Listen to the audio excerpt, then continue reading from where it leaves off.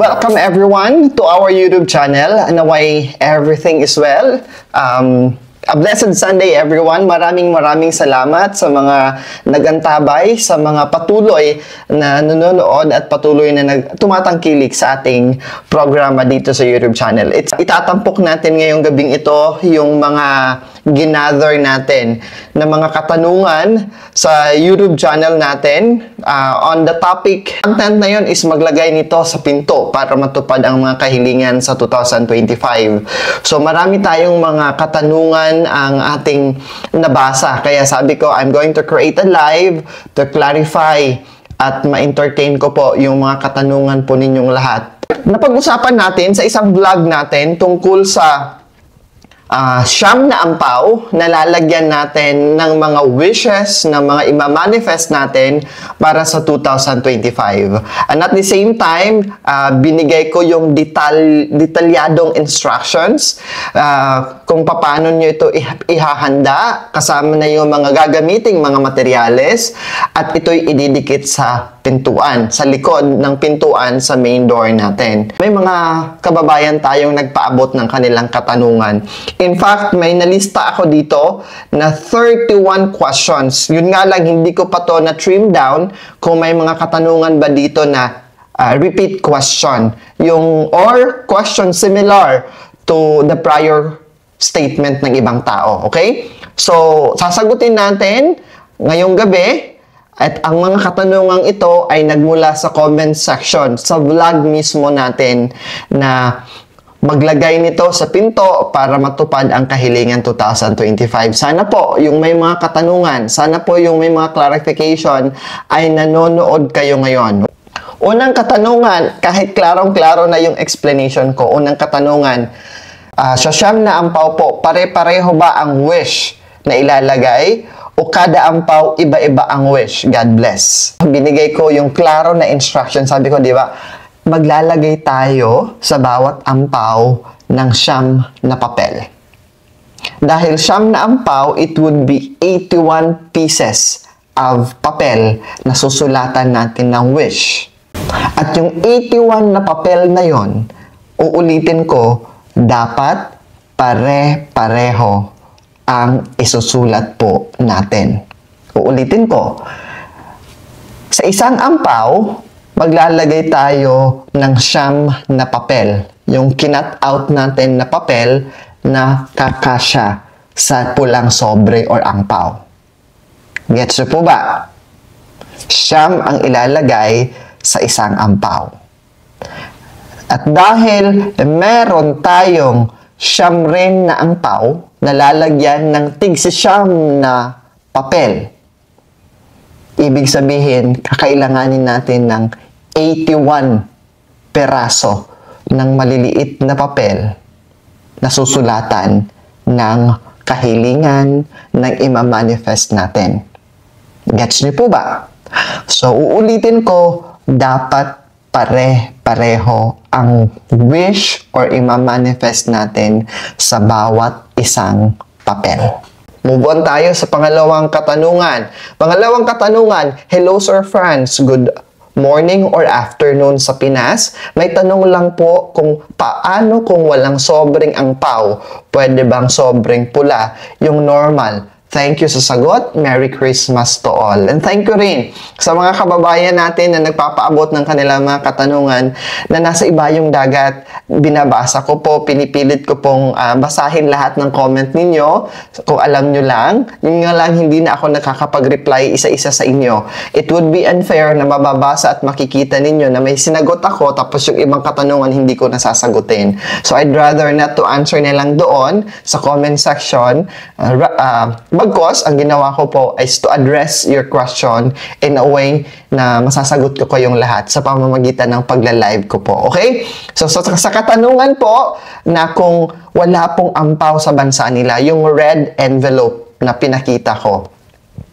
The best way or the option that I can give or the option that I can suggest is to make use of any color red na sobre. Pwede na po ninyong gamitin or pwede ninyong gamitin any color red na sobre po. Okay po yun. Yun, sa mga bansa na wala kayong mahahanap na ready or ready-made na pulang sobre, pwede kayong bumili ng pulang papel at kayo na yung gumawa ng hugis sobre.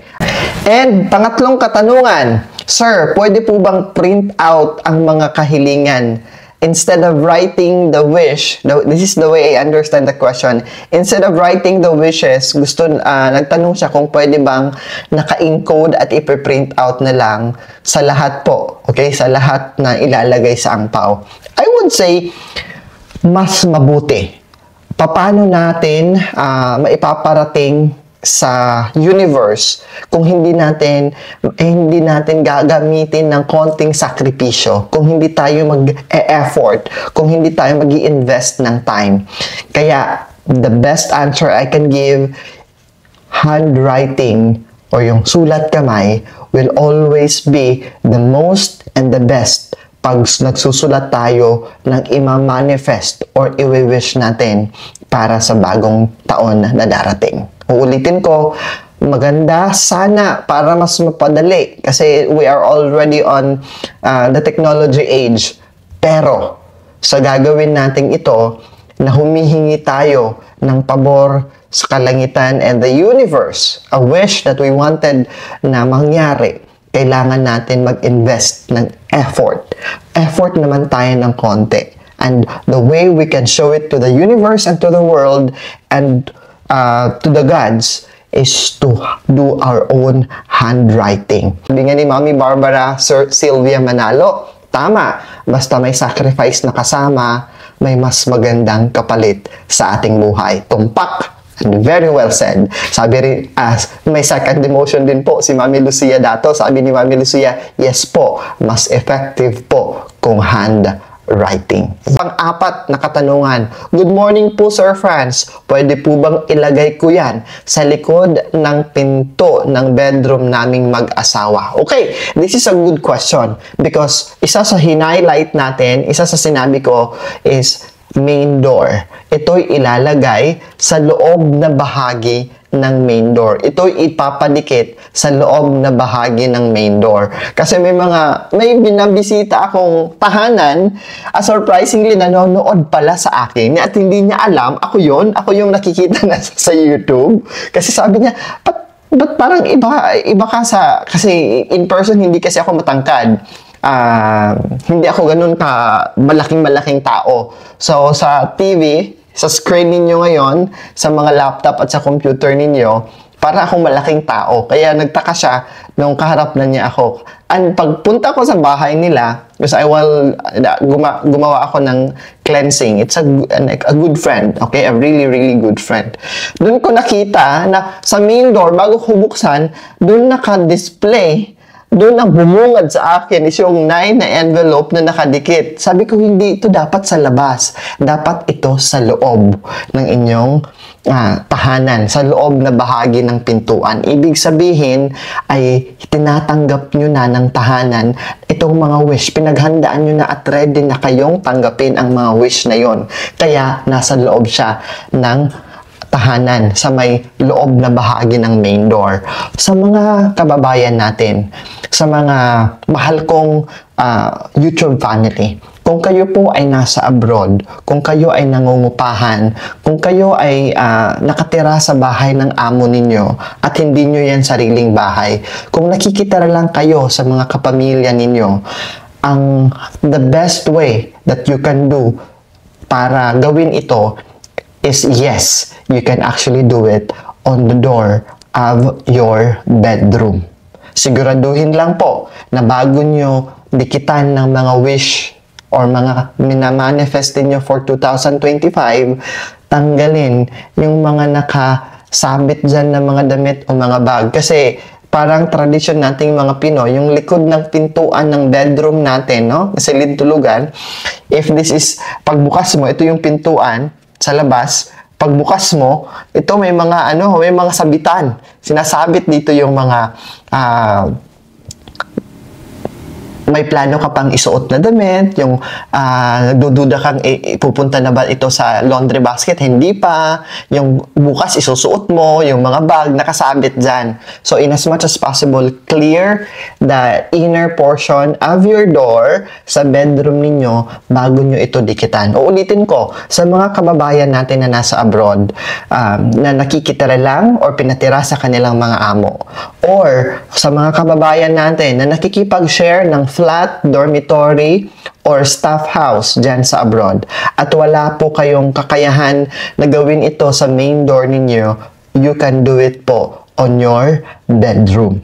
Okay? On your bedroom. Sir Franz, paano yan? 5 kami. Baka magtaka yung mga kasamahan ko. So, pwede po bang, ano po ba yung other option? Okay. The third option that I can give you is sa headboard ng inyong higaan. Okay? Kung hindi po ito kaya sa pintuan, kasi 5 kayo, tapos iba-iba pa yung nationality, iba-iba pa yung relihiyon ninyo, so baka kutsain ka, baka ibuli ka, o baka hindi nila tanggap yung tradisyon or this belief that you are going to do. So, ang pwede nyo pong gawin is magpadikit na lang kayo ng siyang. Okay lang, kahit bahala dikit-dikit, they're close enough. Okay lang. Pagkasyahin nyo yan, in the shape na binigay ko sa inyo, yung parang reverse pyramid or parang diamond, okay? Sa headboard na lang po ng higaan ninyo. Okay na po yun. Okay? But sa mga kababayan natin na may capacity, you have your own house, you have your own condo unit, you have your own apartment, and you manage your own house and your apartment. Ikaw yung may say. All you need to do is to have it on the main door sa loob na bahagi. Okay? May katanungan si Ate Grace. Sir Franz, pwede po ba yung yellow paper sa school 1/4 size? Yes po. Whether a white paper, a yellow paper, or yung paper na intermediate paper, basta malinis po na papel. Kasi yung iba, because of a bond paper, walang linya, nahihirapan silang magsulat. Mas comfortable silang magsulat na may linya. Sabi nga ni Mami Vemi, may mga natupad sa wish ko last 2 years ago. Yun. Actually, marami po kayo, Mami Vem and the rest, marami po ang nagpapadala ng mensahe.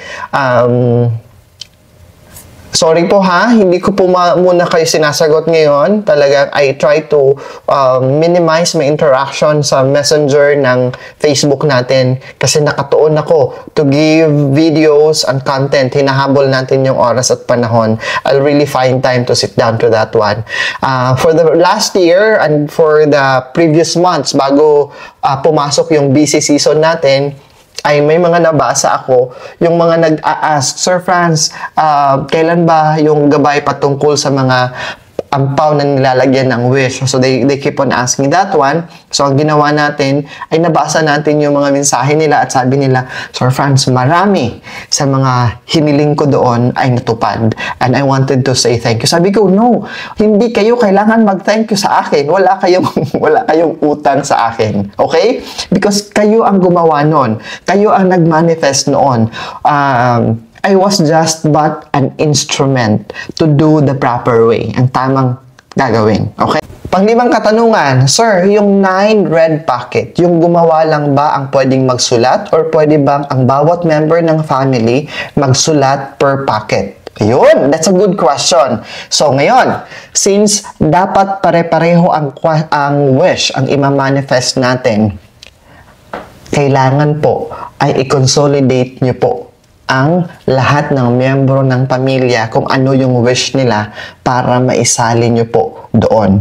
And in writing, knowing na 81 papel ang susulatan ninyo, you can ask their help para tulungan kayong magsulat. Pwede po, pwede po tulungan kayo ng mga kasama ninyo dyan sa bahay, sa tahanan ninyo, sa mga mahal sa buhay ninyo, pwede po silang tumulong to write the wishes or yung ima-manifest ninyo for 2025. Yun nga lang, it should be uniform. Okay? Dapat may wish dyan si nanay, si tatay, ang mga anak, yung kasambahay ninyo or kasama sa bahay. Kung may driver kayo, isali nyo sila. Kasi kasama nyo sila sa araw-araw na paghahanap buhay. Mas maganda, mas mainam, i-consolidate ninyo or mag-ready kayo ng kodigo na kokopyahan ninyo kasi uniform, di ba? Pare-pareho ang isusulat ninyo. So ganon ang gagawin ninyo. That would be the best strategy. Uulitin ko, yes. With that question, yes, pwede po yung kasama, yung mga anak ninyo, yung asawa ninyo, pwede silang tumulong to write all the wishes. Kasi kailangan pare-pareho, and mind you, 81 na papel ang susulatan ninyo. Ayun. Welcome po, Mami Ven. Welcome, Mami Melly. And welcome po sa lahat ng mga mami ko dito. You're very much welcome po, okay? Yes po. For those, ito, may mga nagda-drop ng katanungan. Sir Franz, pwede ko bang hingan ng wish yung nasa malayo kong kamag-anak? Yes po. At when you write their wish, make sure that you write their name. Okay? Para that wish is for them. Okay? Manifesting or claiming brand new car for Barbara Sylvia Manalo, Makati, or Guadalupe, or Pasig. Ayun. Dapat ganun yung pagkasulat nyo po, Mami Vem. And for the rest na nanonood ngayon, if you're wishing for somebody else na hindi kasama sa bahay ninyo, hindi nakatira kasama ninyo, or you are far from each other, and of course, we are bounded by love, we are bounded by our relationship. Yes, pwede kayong humingi ng wish nila, isulat ninyo, sabihin mo, anak, bigyan mo ako ng 3 mahalagang wish mo. Say for example, yung anak mo is magte-take ng board or malapit nang mag-graduate. Okay? Talagang you wanted to manifest, hindi mahihirapan, magiging matagumpay ang anak ko at makakagraduate sa De La Salle University. Ano yung pangalan niya? Juan de la Cruz. Yun. Isulat nyo yun. Makakapasa sa board exam si Eric Santos. Ganon. Isusulat nyo yung pangalan. Ang wish nyo para sa kanila. Okay? I hope so. That's crystal clear yung pagkaka-explain ko po. Pang-anim na question, ibiruin ninyo, these are more than 30 questions. Sir Franz, meron po bang specific na ampaw na dapat ilagay every year? Wala naman po, Mami and Daddy, Tito and Tita, wala naman pong specific na ampaw. Uulitin ko, di ba, sabi ko, it depends on the availability sa ampaw na mabibilhan ninyo. So, no specific, pwede yung maliit, pwede yung malaki na klase ng ampaw ang pwede nyo pong gamitin. Sunod, good day po. Yun pong 9 na ampaw na inailagay po natin sa likod ng main door last 2024, since susunugin po, pwede po bang ang abo ay ikalat lang sa mga pot sa may mga halaman o sa garden? That's another good question. Yes po. Okay, sa mga nagtatanong sa mga nakaraang taon na nakadikit sa pintuan nila, 2023, 2024, mas matanda pa doon, 2022, mayroon pang nakadikit doon. Tanggalin nyo po yon and clean na po, clear and clean your door, your main doors, and then you can actually burn o sunugin nyo po yung mga ampaw na yon because tapos na yon, minanifest na natin yon, hiniling na natin yon, yung iba nasagot na, and we don't want na may makakabasa pa sa mga minanifest natin. So, the best way we can do para hindi na sila mabasa ay hindi yun bubuksan, rather sunugin yon. The options that you can do na pwede nyong gawin sa abo, tama, you can add the abo sa mga halaman, sa mga paso, or on your garden, or simply by adding them doon sa basurahan, or pwede nyo pong ilibing sa mga lupa sa garden ninyo. Pwede nyo pong gawin yon. Okay? Yes, Mami Bem. As another question, ha? Sige. Actually, parang aabot tayo ng 50 questions dito kasi may mga nagda-drop ng question. Natutuwa po ako, ha? Please know, ha, na I feel the love with your question kasi you're really interested. Mami Bem, sabi ni Mami Bem, yung mga wish ko na di natupad, pwede bang ulitin? And the answer will always be yes. Sa mga hiniling nyo po, sa last year and the previous years, pwede nyo po itong i-wish muli. at patuloy pa rin itong hingin. Because may mga wish talaga tayo na mabibigat. And take note po ha, take note, hindi naman po ang ating Panginoon will never say no with our wish. Kung bukal sa ating kalooban, talagang with that heart and love, yung pagkaka-wish natin, and the willingness to accept that wish, and the eagerness na makuha yung wish na yan, tapos hindi pa natupad, it doesn't mean na dininay or hindi grinant yung wish natin. It is maybe one, hindi ka pa handa para sa wish na yan. Alam ng Panginoon na, hindi pa ito handa. This is not yet the right time for this wish to be granted. Tandaan nyo yan. Pangalawa, hindi pa dumating yung tamang tao na gagamitin niya to deliver what is your wish, yung hinihiling or minamanifest nyo po. Pangatlo, ang wish na yan ay hindi magdudulot ng kabutihan sa'yo, kaya hindi pa ginagrant. Yun ang mga dahilan that I see kung bakit there are wishes, there are things na we wanted to, pero hindi pa binibigay. Ang siyam na tanong, Sir Franz, kung nagawa ko na po ito, pwede po ba idikit na sa likod ng pintuan nang mas maaga pa sa December 29? Kasabay sa paggawa ng Prosperity Bowl, gagawin ko po ito. And the answer is yes po. There are always things that we have to consider. Iba-iba yung mga pinagkakaabalahan natin. Iba-iba yung mga commitment natin. And because of that, kung wala tayong oras, kung hahabulin natin ang paggawa nito and pag-accomplish nito, yes, you can always do it earlier than December 29. You can always do it. Sabi ko nga, di ba, mas maganda, ihanda nyo na as early as today, tomorrow, magsimula na kayong magsulat. Magsimula na kayong magsulat. Biruin ninyo 81 na perasong papel ang susulatan ninyo ng wish ninyo. Tama po ba ako? So, because of that, ihandaan nyo na ito. And you can make dikit. Pwede nyo ito ipadikit earlier than December 29 kung wala na kayong ibang oras. Lalong-lalo na kung duty pa kayo. Yung nakaschedule kayo na you will be working on the new year. Yes, you can do it early on. Okay? Pang-sampo. Sir, do we wish for anything on each paper cut? Including material things? Yes po. At ulitin ko po ha, ang i-wish natin, pwedeng material, pwedeng yung, of course, there are other na intangible, yung hindi nahahawakan na wish.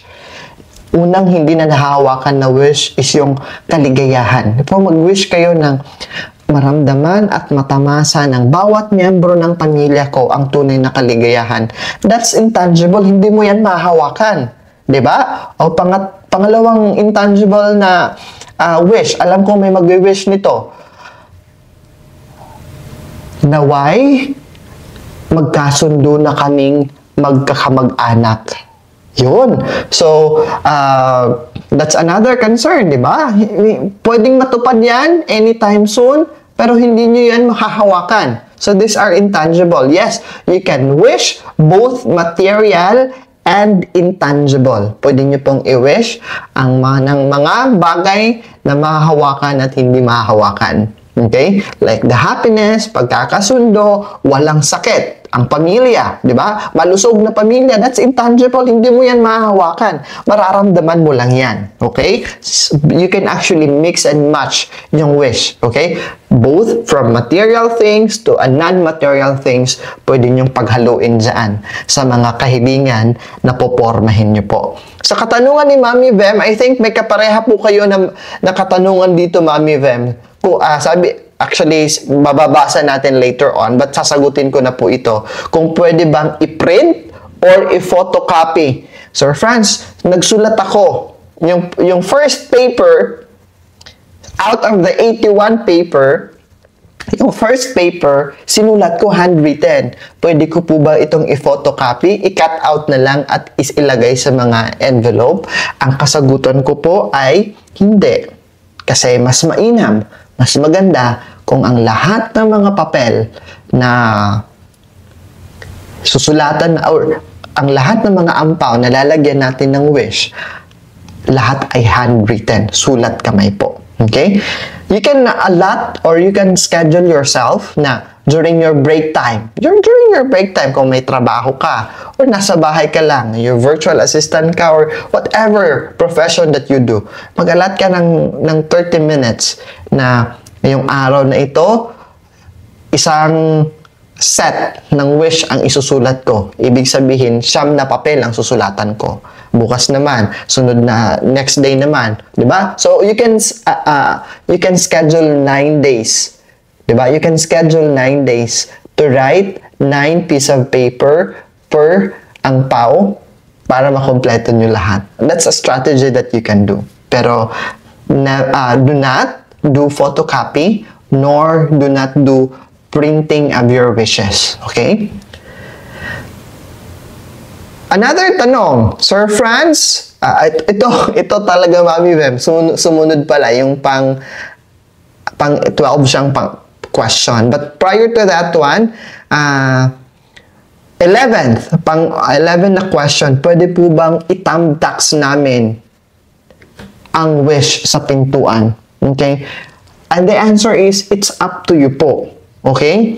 Kasi iba-iba kasi yung made and material ng pintuan natin. May mga nanonood sa akin ngayon na ang pintuan nila is glass. So, hindi sila makapag-tamtax. May mga nanonood sa akin ngayon na yung pintuan nila is made of metal. May mga nanonood sa akin na made of kahoy, pero yung napakatigas na kahoy, so hindi nila kayang itamtax. But with your question, kung kaya at didikit siya with the tamtax, the answer is yes. Pwede nyo pong gamitin ang tamtax para maipadikit po yung mga wishes po ninyo. Okay?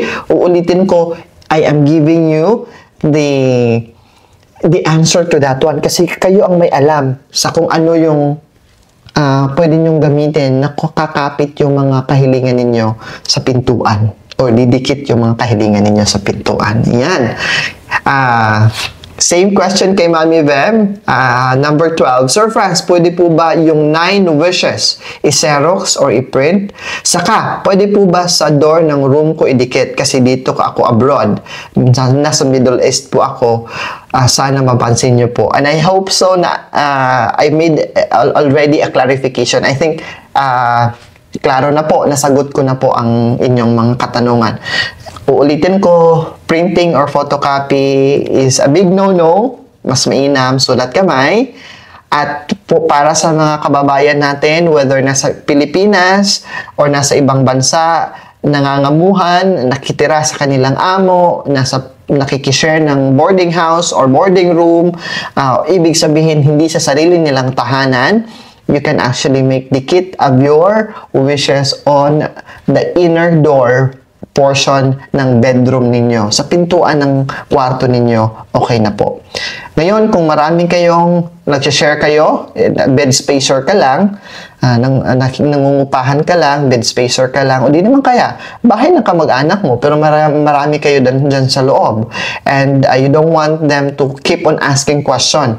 Mas maganda wala silang alam kasi walang masyadong may nagtatanong. Mas okay yun, mas magagrant yung wish ninyo at walang mangungulit sa inyo anong nilagay nyo sa loob.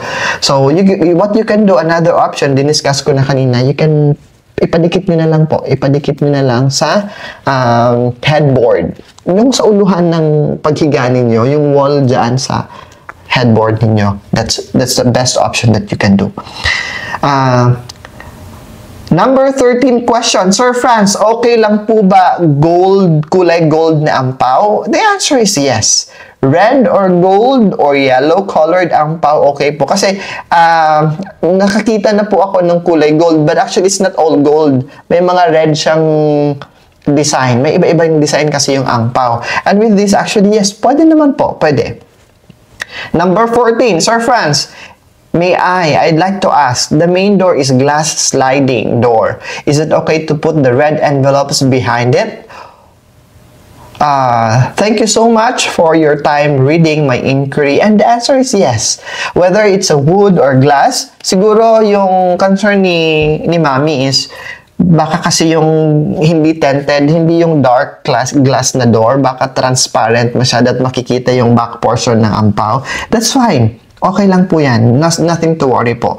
Nevertheless, yung ampaw natin for the year 2025 ay hahayaan lang natin nakadikit within 9 days, di ba? From the time, magbilang kayo ha, kayong magbilang, iba-ibang araw natin ididikit. So, kayo na po yung magbilang, 9 days, okay? So, by the time na ididikit nyo yon, that's already day 1. Hanggang sa darating yung New Year, count kayo ng 9 days, and after that, on the 9th day, tatanggalin ninyo, itatago ninyo, isi-secure ninyo yon.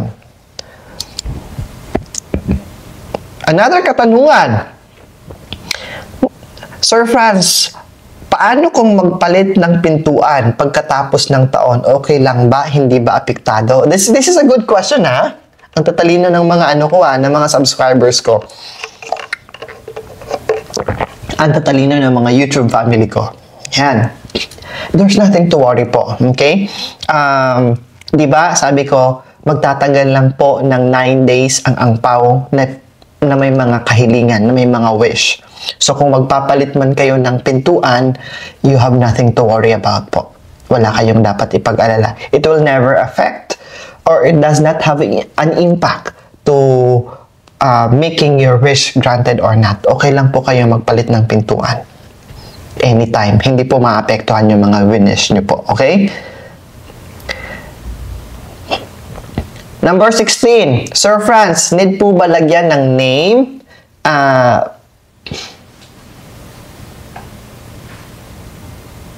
Ito, si Mami Vem. Pagkatapos nito, Mami Vem, I will answer your question.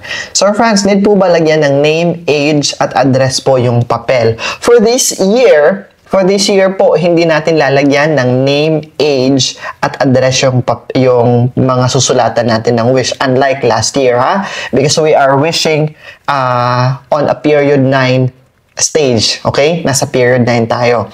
So, no need na po. Ang kailangan lang natin ng ilagay yung pangalan at kung saan siya is kung nag-wish tayo para sa ibang tao. Okay? Kung nag-wish tayo para sa ibang tao.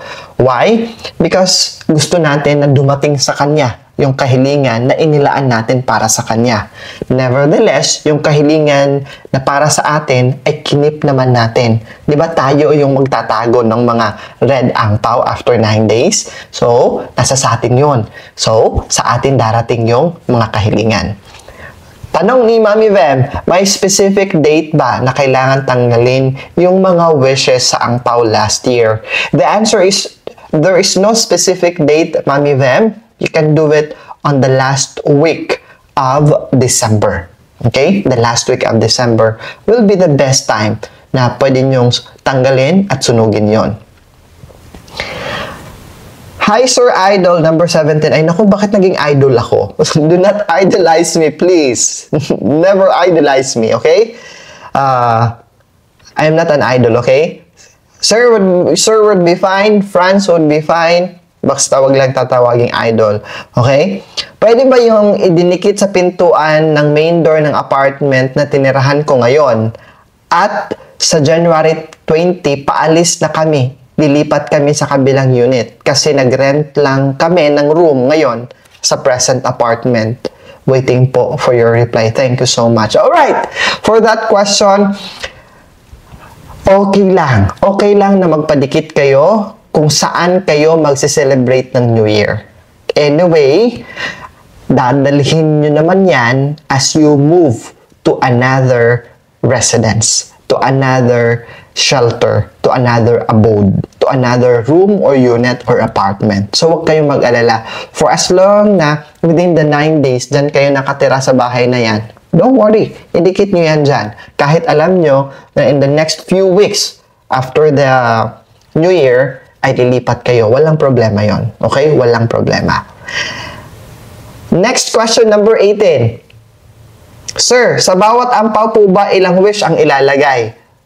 No specific number of wish. Okay? As many as you can sa kaya mong isulat. Okay? As many as you can. Wala pong limitasyon. Yung kakasya lang sa papel at yung kaya nyong isulat kasi biruin ninyo pare-parehong wish ang ilalagay nyo sa 81 perasong papel. Yun. Number 19. Sa siyam na ampaw po ba na sobre, pare-pareho ang isusulat na manifestation? I think na-answer na natin yan. The answer is yes. Sir Franz, kailan susunugin yung sa 2024 na envelope? Uulitin ko, the last week of December. Pumili na lang po kayo ng petsa, kasi walang specific date naman tayong sinusunod dyan. Walang specific time. Anytime, any day, sa last week of December. Number 21 na katanungan, need pa ba, sir, per person per household? If tatlo kami, siyam na ampaw per person, hindi po. Siyam lang talaga para sa buong household.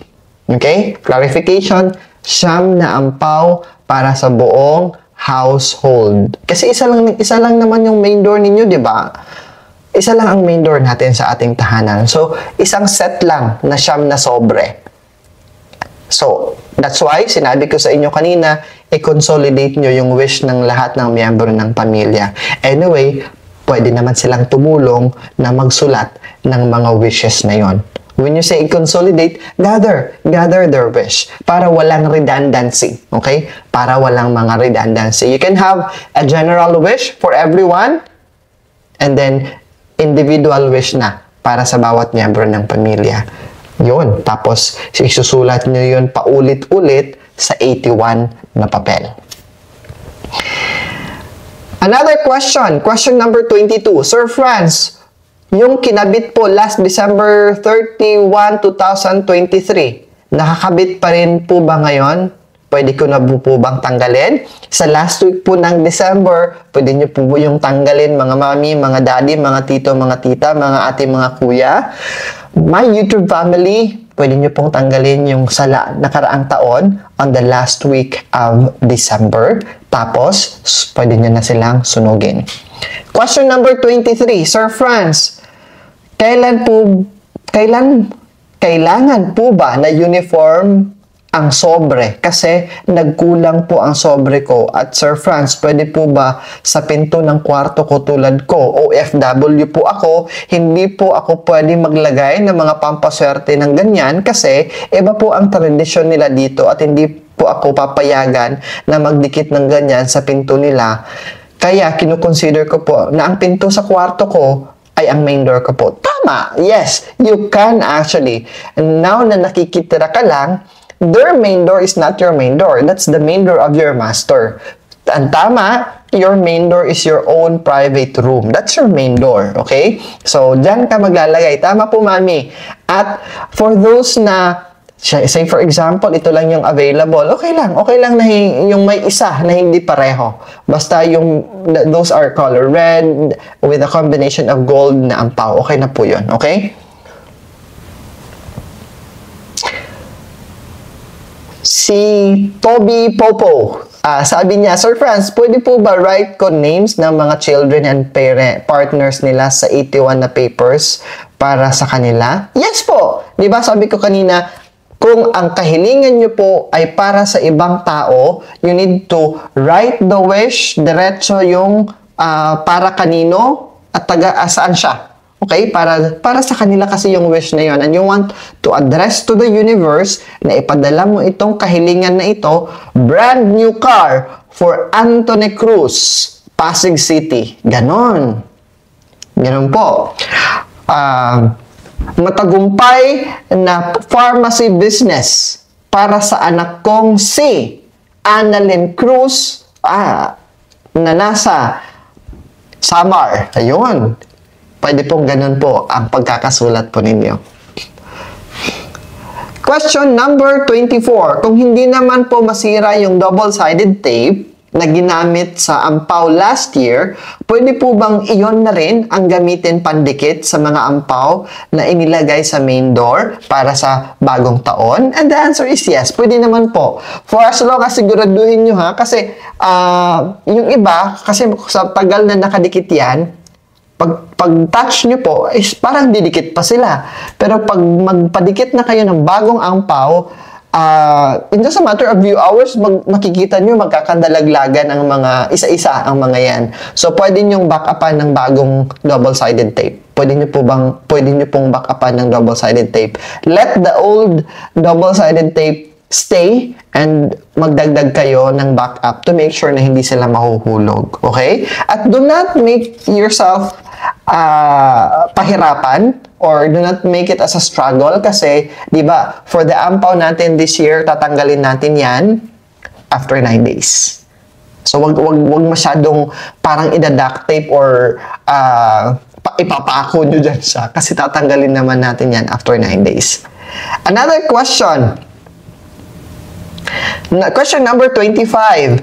Can I stick this envelope earlier than 31? I think nasagot na natin to. And the answer is yes. I will be out of the state from the 29th.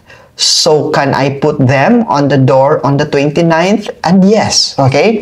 You can put it at any time of the day on the last week of December. Uulitin ko, iba-iba yung hassle and struggle natin. Iba-iba yung schedule natin. So, kung pahirapan, na hindi nyo kayang idikit yan on the 30th or the 31, have it on the, a little bit earlier po. Another, ito, I think nasagot na natin to. Question number 26. Sir, pwede po bang i-xerox yung wish at ilagay sa bawat envelope with the 81 pieces of mga papel? And the answer is no. Sakripisyo, oras at dedikasyon will help to activate and to address our wish to the universe. Kaya mas mainam, handwritten talaga yan. Mas effective yan. Pahabol po kasi ang ginawa kong 9 ko, isinulat ang wish ko sa 1 paper hanggang matapos ko ang 9 na papel. Tama po ba? I wish or 1 wish per paper. Okay. So, hindi po 1 wish per paper, mga mami, mga daddy. Okay? Hindi 1 wish per paper. Kung ilan yung wish ninyo, nakakasya sa isang papel, yun ang isusulat ninyo. Hindi 1 wish per paper. Okay? Hindi 1 wish per paper. Wala akong sinabing ganon. Sabi ko, as many as you can sa bawat papel.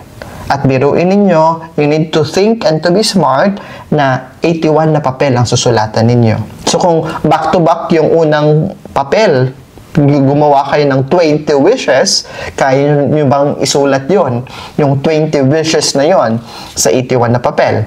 But nevertheless, pwede naman kayong tulungan ng mga anak, ng asawa mo, ng anyone, any of your loved ones or anyone na kasama nyo sa bahay na yan. So, okay lang. Pero hindi po isang wish, isang papel. Hindi po. As many as you can, and then have it copied to the rest of the 81 paper. I think nasagot na natin to. Question number 28. Pwede thumbtack, sir? Yes, pwede thumbtack, pwede duct tape, pwede double-sided tape. It's up to you. Kung saan ka saan mas makakatulong sa'yo, nadidikit talaga siya. Okay? Sir, ako po ay hindi dito. Again this is now question number 29. Sige. Sir, ako po ay okay, DH. Sir, ako po ay DH dito sa Hong Kong. Pinaka-room ko ay nasa basement. Pwede po ba sa pinto ng basement ko idikit yan? Thank you.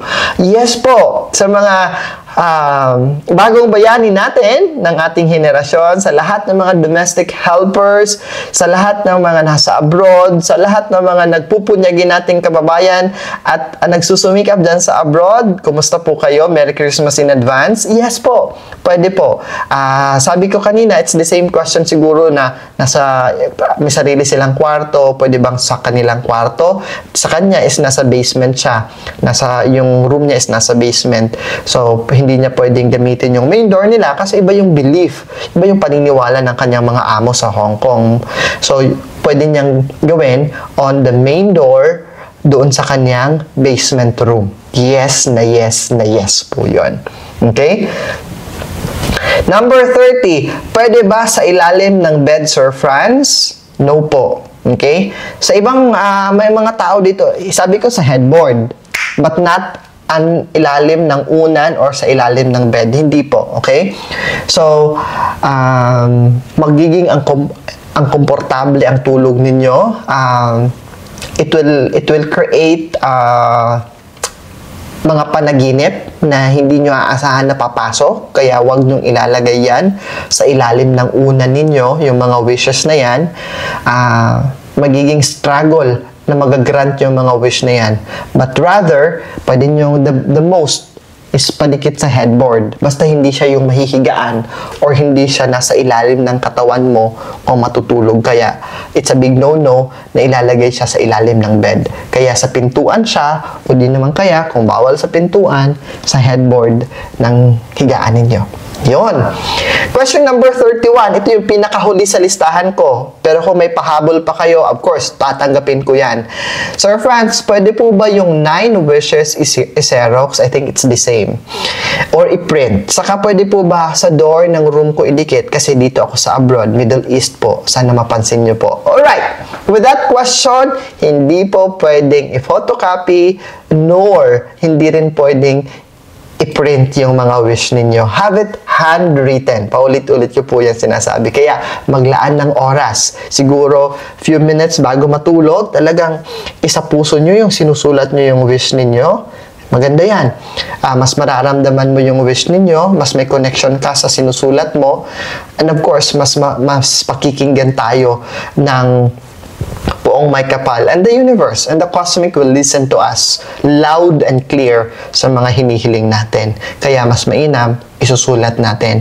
And uulitin ko po, whether nasa Pilipinas ka or nasa abroad at wala kang sariling bahay, nangungupahan ka, nakikitira ka lang, may sarili ka lang room, or nakikishare ka lang ng room, you can make use of your bedroom door sa loob na bahagi na pwede nyong dikitan. Okay? Bawal lang na ilagay ito sa door ng comfort room. Hindi pwede because nagpa-flush tayo sa comfort room. Tinatanggal natin yung dumi ng ating katawan sa comfort room. And we don't want to flush those wishes away. Kaya wag sa may pintuan ng comfort room natin. Pwede sa headboard, wall, sa headboard ng ating higaan, but not under the bed. Hindi po sa under the bed. Okay? Maiiwan ang mga wish na yan for the next 9 days. And after that 9 days, tatanggalin ninyo, kayo ang mag-account ng 9 days ninyo kasi iba-iba yung petsa ng paglalagay natin. Basta last week of December. And then, pagkatapos ng 9 days, tatanggalin natin, itatago ng maayos doon sa vault natin, doon sa lagayan ng mga dokumento natin, mahalagang dokumento, doon natin ilalagay. Ayun! Ako'y natutuwa, galak na nabigyan ako ng oras at panahon para ma-clarify ang lahat. At ako'y nagpapasalamat na sinamahan ninyo ako ngayong gabi. At ako'y talagang nakakataba ng puso na ang dami ninyo na nanonood sa akin ngayon. Lalong-lalo na ako'y hindi magsasawang magpasalamat dahil sa tulong ninyo ay umabot na po tayo ng 317,000 subscribers.